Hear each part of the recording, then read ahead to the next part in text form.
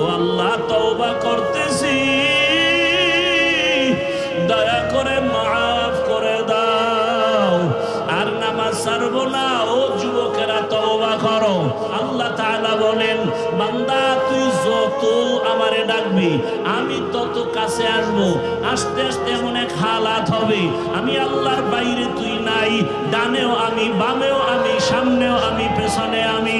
বান্দা তুই যেখানে আসো, ওয়াহুয়া মাআকুম আইনামা কুনতুম, বান্দা তুই আমাকে যারা কই, ওরে আমার ফাঁকি দিয়ে কোথাও যেতে পারবি না। ও ব্যবসায়ী বাবা, তোমারে আমার মাওলা বড় বানাইছেন। এক সময় হাঁটতে পারো নাই, কথা বলতে পারো নাই, এখন তুমি টাকার মালিক, বাড়ির মালিক।